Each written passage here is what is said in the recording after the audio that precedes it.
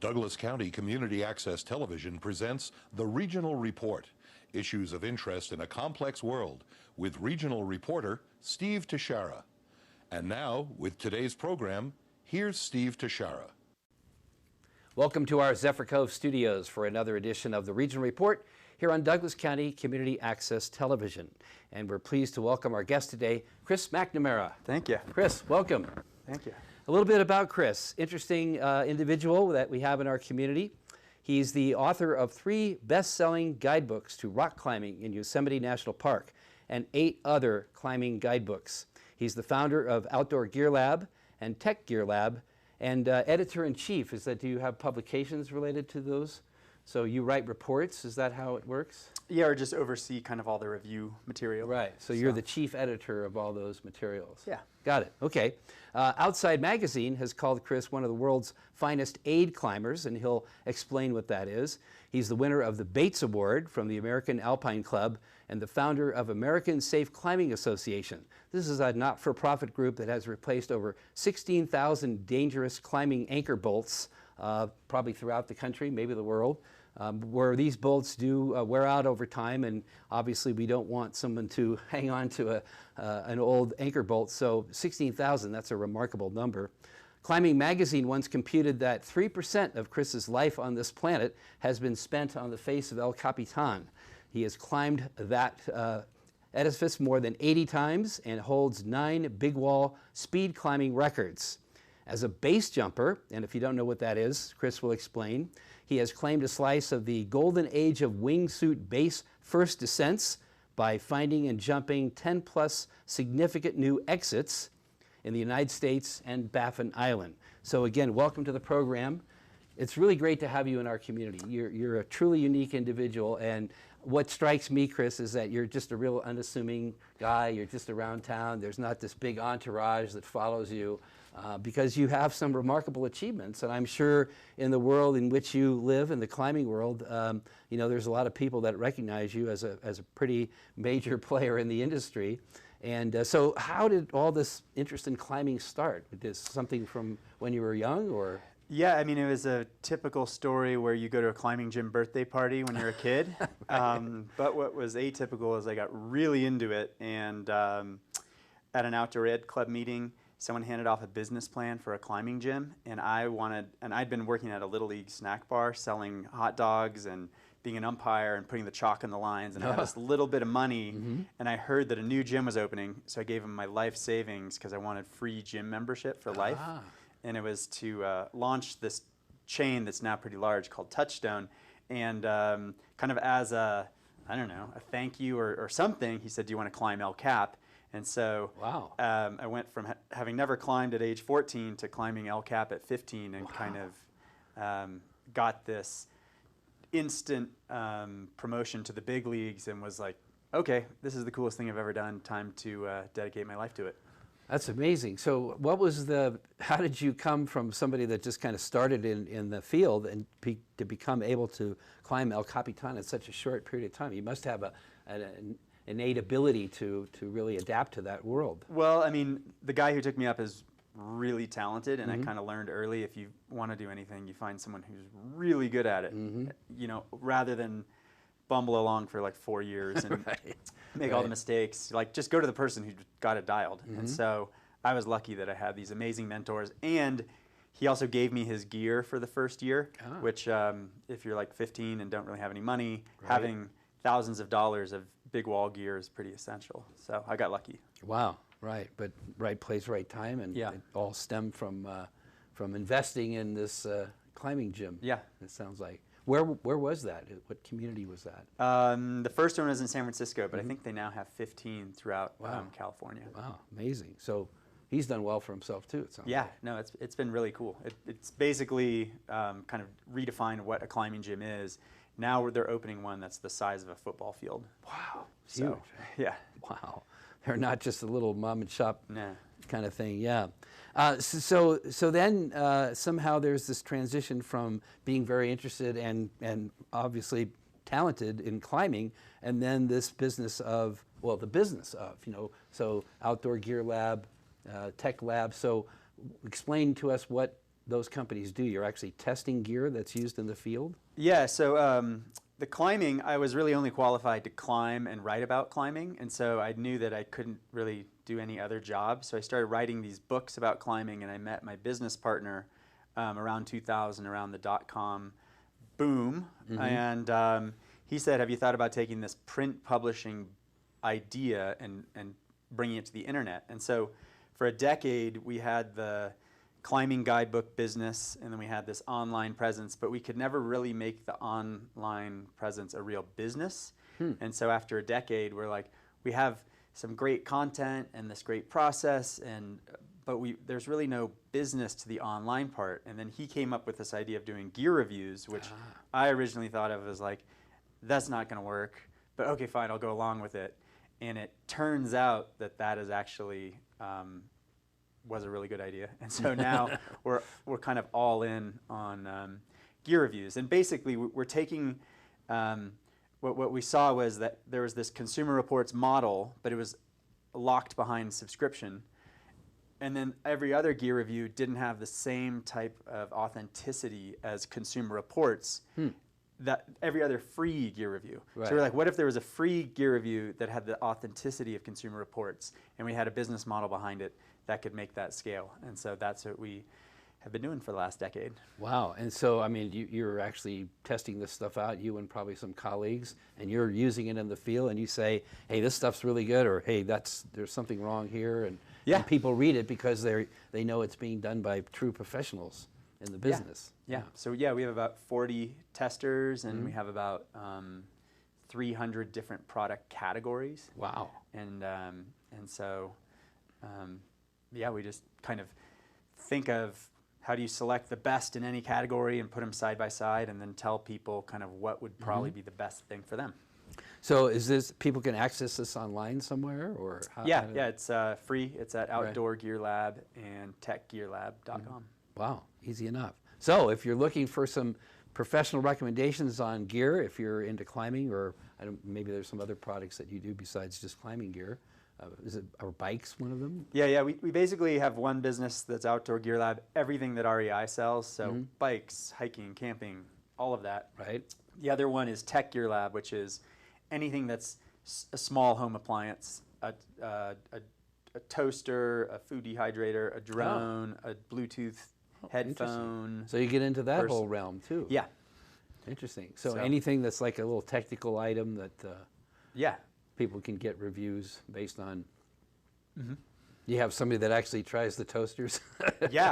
We do. It's a toaster tester. A great day, a week in the office when we're testing anything food related, because the whole office will smell like toast, or we'll have waffle makers, and it's not bad.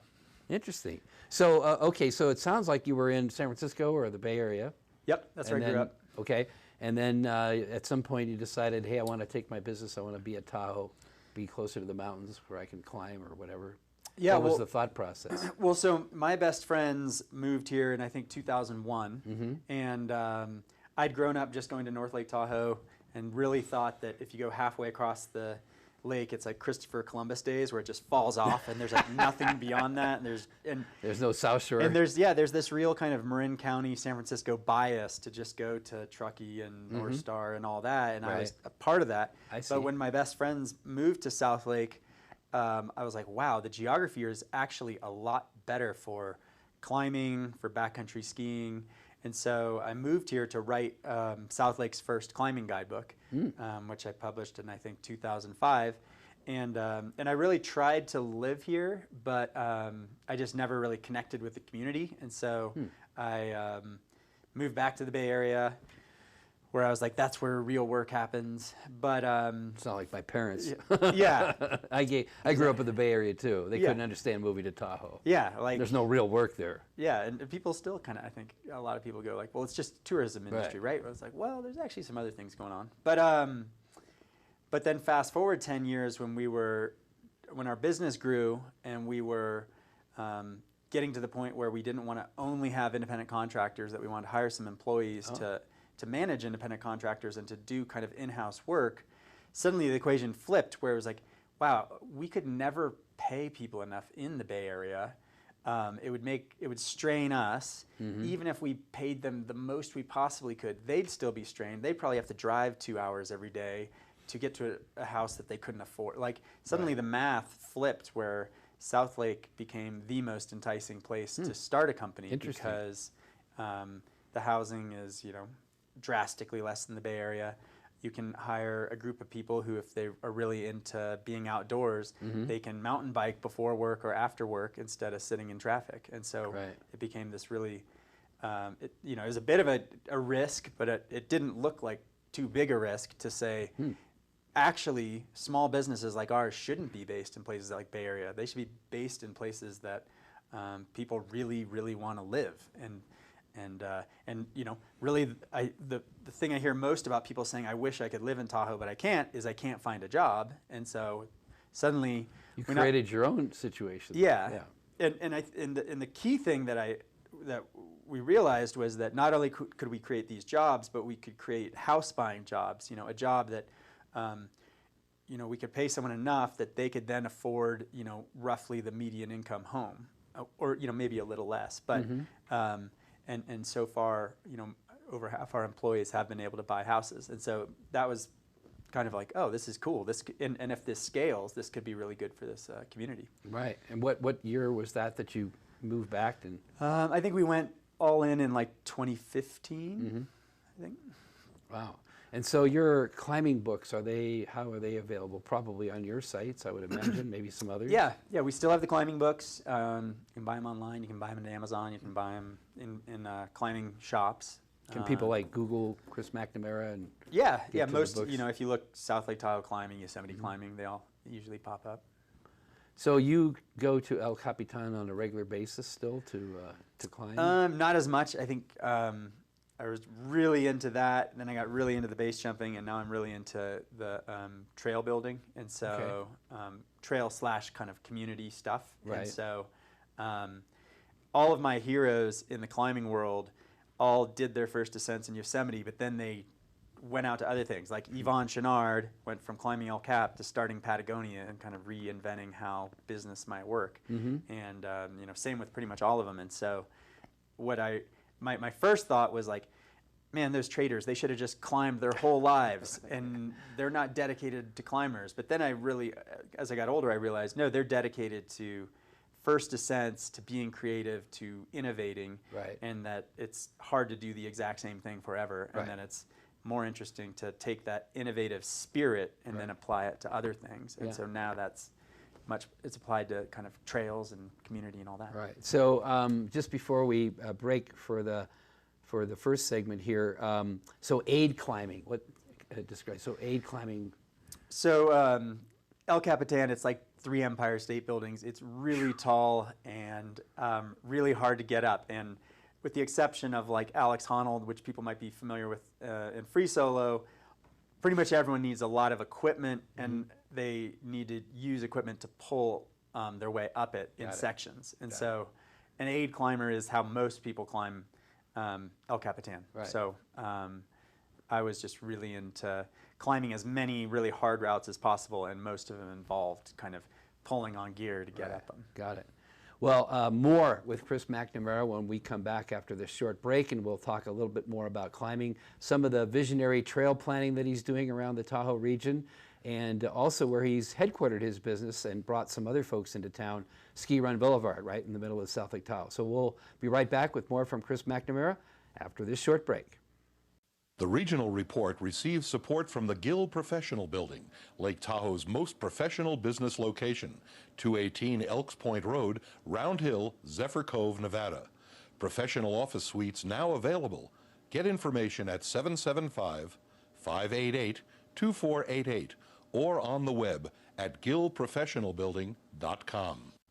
And we're back with Chris McNamara, and we wanted to talk a little bit more about base jumping and the wing suits. I'm sure most people have seen some video of someone doing that. So tell us a little bit about how you got into that as well. Well, if you climb El Capitan enough, you have a lot of base jumpers go over you.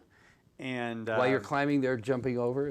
Wow. And so, and the one regret I had about climbing El Cap was I wasn't there during the golden age, which was in the late 50s and early 60s when all like the really innovative stuff was happening. And so every climber kind of, or anyone in any sport kind of always wishes they could have been there at that golden age, whether it's surfing or climbing or whatever. And it just so happened that wingsuits had been around for a while. I mean, you could go back to Icarus, I guess, technically. And but in '97, it was the first time someone had made one that really worked. And in 2001, it was the first time they were like commercially available. And so I got into it in, I think, 2003 or 2004. So it was right at the cusp. And so suddenly it was a new kind of invention, this wingsuit, or the new invention that was widely available to people. And the whole planet was kind of a blank canvas for people never having jumped off things with a wingsuit. And so I not only loved the base jumping and the wingsuiting, but I loved the fact that you could now look at a map and almost nothing had ever been jumped off. And you could be the first. Yeah, and kind of, you know, I have no art skills, so this is like my creative outlet is to like, art or music, is to kind of think about what could you creatively do kind of in the outdoor world. So you're at the top of some peak or whatever, and you're kind of looking for what's the best way to wingsuit and jump off? Yeah, well, the first thing you do is you make sure that you can jump off it without hitting it. And so you generally need like at least 500 feet of vertical cliff in order to get the wingsuit actually flying. And then once it's flying, then you have to kind of read the terrain and make sure that you can make it to wherever you're going. And the sport started, you just jumped off cliffs and flew out and opened your parachute, but it quickly emerged to more of like a skiing philosophy where you choose lines and you want to carve and be creative and hug the cliff. And so that was another thing that, you know, wingsuits, even though I was maybe a couple years late on being there at the very beginning, I was at the very beginning of really the flying close to stuff kind of era. So once you identify a route, how do you sort of make it so that somebody could say, I'm going to fly that same route? How do you memorialize it, I guess? You just talk everyone to people? had cameras on their head. Oh, okay. So you could follow it down based on that. I forgot about the camera part, right? Yeah. But it was kind of more just, it's kind of like this word of mouth, informal thing. Amongst the people in that community. Yeah. Very interesting. So you actually put it on and you fly out. It sounds like almost some Cape Crusader or... Yeah, no, I mean, it's it's wild. It's pretty much the coolest thing I've ever done, but it happens to also be super deadly. And so I, you have to be careful. as soon as I was kind of through the really exciting part and had enough friends die, I was pretty clear, like, okay, time to move on to something else. Got it. Well, amongst the other things that you've moved on to is some great trail planning around Tahoe. You've been very passionate about that, gotten a lot of other people involved, so talk to us about that project. Yeah, I mean, when I kind of moved back to town in 2015, I saw that Tamba was getting all these really cool projects done. They'd done the Corral Trail, they've done Bijou Bike Park, right. And it was amazing how connected to the community they were. And then when I heard that the amount of money that was kind of keeping some of the next projects from happening was what I thought pretty reasonable, pretty small. I saw this, you know, opportunity to help that out, and the more I started to kind of get involved and realize, well, I should back up and say, growing up in Marin County, it's supposedly one of the birthplaces of mountain biking, but they hadn't built really like more than a few miles of trail in a decade because they have this really kind of nasty hiker biker culture. And to come in Tahoe and see how refreshingly everyone got along and that people were building stuff, I said, wow, this is a dream. I never thought this was possible to have trails that are this beautiful that you can actually build. And a large part of that is because we have just amazing Forest Service leadership right now who, you know, says, we're not going to just do the trees, we're going to do the trees and the recreation, which isn't the case at every Forest Service. And so it just all these things came together, and then the more I got involved, I started talking to some of these, you know, really great Forest Service people like Jacob Quinn and Mike Gabor, and I said, like, why not have a trail around the lake that you can not only bike and be the first bikeable trail, but also day hike, because I'd been really influenced by the Camino de Santiago in Spain and France, 700-mile trail, but like the median age is over 60 because they've cut it into such doable daily sections. I see. And so I said, how great if we had, this amazing road bike ride you can do. We have the Rim Trail, which is an amazing kind of backpacking route, but that we also have a route that is doable for bikers and day hikers. Then we would have kind of all user groups having access to right, with the idea trails. being that you don't go out and hike the whole thing. You go up and you do a segment, and then you come back and yeah. and then eventually you do the whole thing in segments. So, yeah. And if you want to, you can do it all in one. It can become this big endurance challenge. But most people, it's going to be just kind of a much more attainable, walk 10 miles, go to a cool spot, have a glass of wine, stay at a cool lodge the next day, move on to the next one. Sounds very civilized. Yeah, no, I'm excited for it. So where are you in the planning process right now?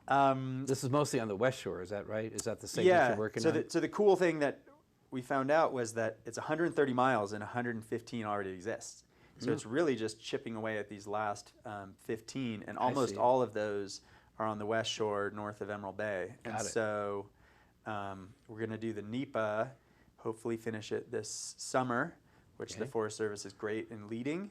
And Tahoe Fund has been great in kind of getting the money from Truckee Airport to do. And so if that all goes well, theoretically next year we'll be building that. And once that's done, there will only be a tiny few sections left. Just a little bit more to knock out and you'll have the whole route. Yeah. Interesting. So you've also applied some great visionary thinking and implementation strategies to Ski Run Boulevard, which used to be a very prominent street in the community when it was the way to get to Heavenly. That's kind of what was known. That's the derivation of the name, Ski Run Boulevard. But now that there's the gondola and it's not the only way to get to Heavenly, it's taken on other attributes. There's some great restaurants, and then you've got your business there, and you've brought some of your colleagues in other businesses, and now you're creating sort of a destination place for people to come in South Lake, or visitors to dine or to do other activities. Tell us a little bit about your vision for the evolution of Ski Run Boulevard. Well, I mean, so we discovered Ski Run. Corey, again, my good friend who brought me here, I'd been like working out of his house, sleeping on his couch, and we were like, we're like almost 40, we should act like grown-ups and actually get offices. And so we started looking around, and we looked at a building on Harrison Avenue, and then we looked at this building on Ski Run, and we were just floored by how inexpensive it was. And so we bought it, redid it, and we just realized, man, there are so many other businesses that if they understood the price relative to where you are and what you can do, it's just amazing. And so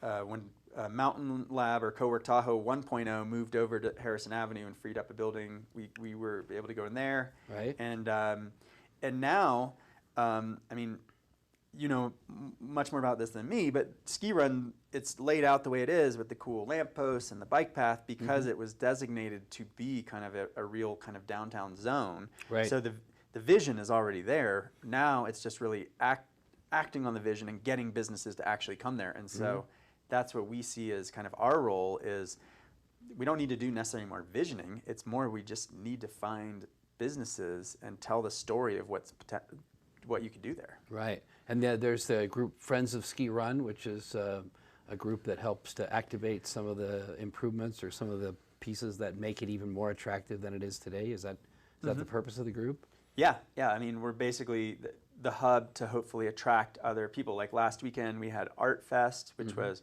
the New Tahoe Arts Alliance, said, hey, we want to do kind of a one day where there's all these different locations with different bands and different artists, and people will walk up and down. And so when they came to us, we were like, yes, this is exactly what we want.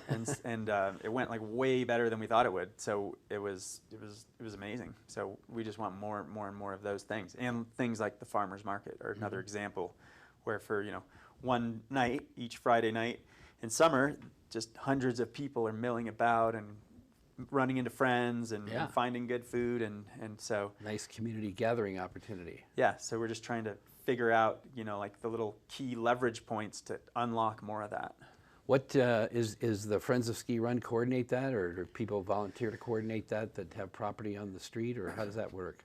I mean, Friends of Ski Run is kind of the hub for it, but so far it's just kind of informal. When someone wants to kind of Because makes things happen. there's work to be done, I would imagine, to coordinate some of these things, whether it's the arts festival or the farmers market or. Yeah, I mean, in those cases, it's just great people coming and saying we want to do this, and so we just really support it. We don't say you can come here and do it, and we support you. Yeah, and that's what's neat about Ski Run is it has this events district where it's really easy to get a permit to do something, and so it kind of makes it really seamless. And so yeah, we're kind of just trying to hold up a big banner that says, please bring your cool, exciting stuff here. Like, we would love it. Right. So I guess that's part of the situation where, and you sort of referenced this in your, I came to Tahoe, I went back, then the math worked, came back to Tahoe again. But there does seem to be a number of entrepreneurial business owners, operators, people with that spirit that you have helped to, create more of a reputation for Tahoe as being a place where people like yourself and others who have a business have a sort of a way of innovating things can come and prosper. So how do you see, has Tahoe made progress in that regard, or?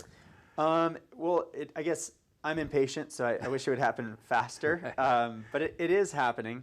At first I thought you just get enough stories and people will get it. And we got these stories. Yeah, we got these stories in Bloomberg and the Chronicle. And what I realized is those are good lead generators, but no one reads a newspaper article and says, hey, pack the car and the kids, we're moving to Tahoe. Like, what you actually need to do is have people come here and show them what's possible and show them the businesses and walk down the street. And so as much as I'm in kind of a tech company where everything's supposed to be scalable and exponential and whatever, turns out that actually just walking up and down the street with people is, and kind of explaining exactly why you came here in a face-to-face manner is kind of so far the only secret sauce, which is do the hard work and actually tell the story. You've done this. You've brought people here to do that kind of thing, right? Yeah, and I found that people who move here usually don't move right away, but 2 years later they'll have had like 3 people independently, maybe someone over at Cowork Tahoe, and then maybe one friend over here, and then me, and all those things will triangulate, and they'll go, yeah, why am I paying $1 million for a crappy condo in San Jose and sitting in a car 2 hours a day? Why am I not here? Because my job can actually be anywhere. Right. Those are the type of people who we think could thrive here. Right.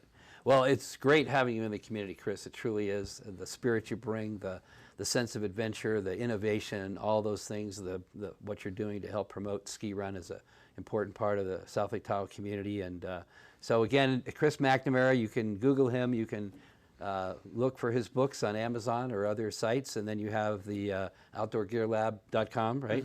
TechGearLab.com. So take advantage of the great work that Chris and his colleagues are doing and sharing with all of us here in the greater Tahoe region and really throughout the world.